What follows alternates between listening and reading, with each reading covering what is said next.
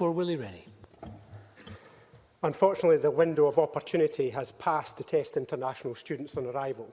I think we had a duty of care for them, and I regret the decision not to. But following the recent outbreaks on campuses across the country, we do need to do more to track down the virus. I feel for students away from home for the first time, forced to self-isolate in halls of residence. I think of their families many miles away, worried for the safety of their children. They both deserve reassurance that the health services in Scotland are focused on keeping them safe.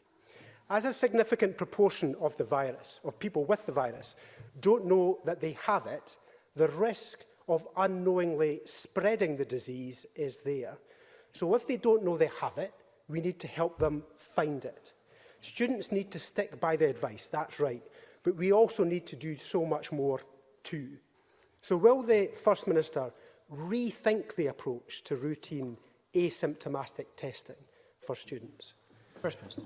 Can I firstly say to Willie Rennie, I do feel for students right now, and I feel for their families. As I've said a couple of times, I'm the member of a family that worries about a student in that very position. So I know, not just theoretically, I know in reality how that feels right now.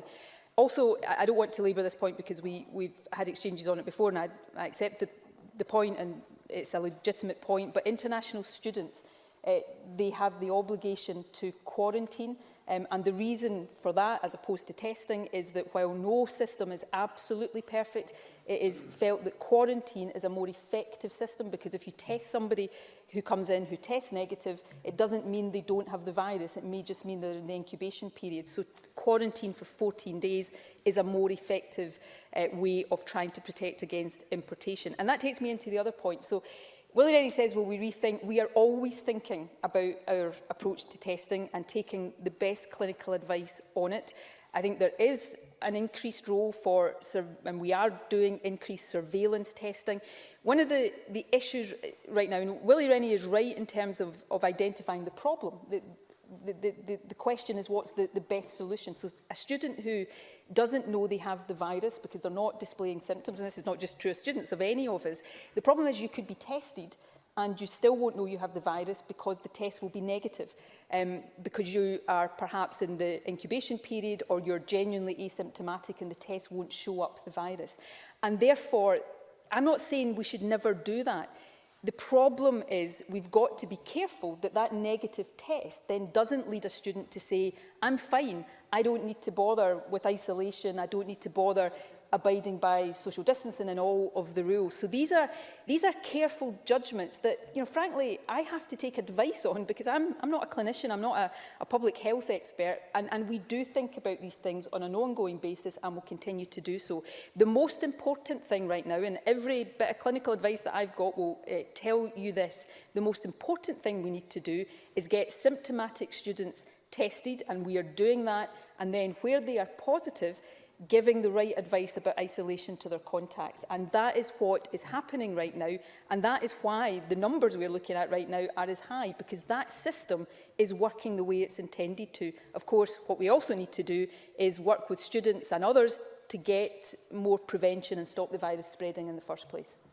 Willie Rennie. I mean, I accept the First Minister's argument. My concern is that people relax when they don't think they have the virus, and they don't go the extra mile to stick by the rules, despite all of our pleas for them to do so.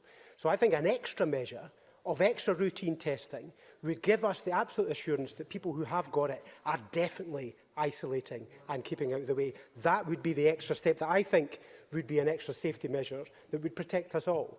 Now, yesterday we were told that some of the local outbreaks across the country here were because of travellers returning from Greece. So the quarantine spot check system is an important defence against the virus. It has seen repeated problems over numerous weeks. At the start, the Justice Secretary said the spot checks were working well when they hadn't even started. He changed the target, changed it again, and the system is still missing over 1,100 people. In the new target, 20%, not limited by 450 as was previous, of those arrivals required to quarantine would receive a spot check, but it's still only 9%, half of what the target is supposed to be. So when is the government going to get on top of the quarantine spot checks? First Minister. Additional resources are being applied to this. I think by the 5th of October, the resources will be doing the full 20%, even although already it's doing more than the 450 target. Let me remind Willie Rennie that 100% of everybody coming into the country from quarantine places are emailed, so there is contact with 100%. And the other thing, and I accept before I say this, that this is partly a reflection of the summer holiday season ending, but the numbers coming through our Test and Protect data of positive cases that identify foreign travel as one of the things that they tell the contact tracers is reducing. So that's positive as well. And of course, it was because we saw that information about Greece coming through the system that we applied quarantine to Greece. So, you know, the system actually is giving us the information to direct some of the efforts that we make.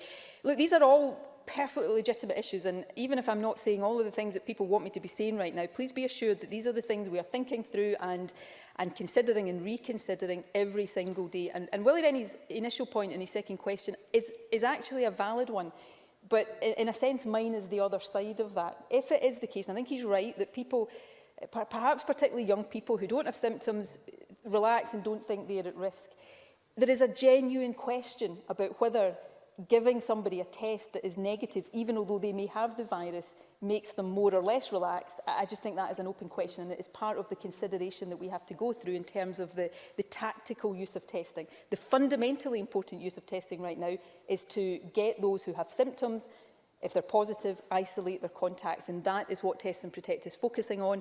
And while I am the last person to demonstrate any complacency about any of this, Test and Protect is working well right now, and that is a great credit to everybody in that system who is working so hard. Thank you. Question number 5.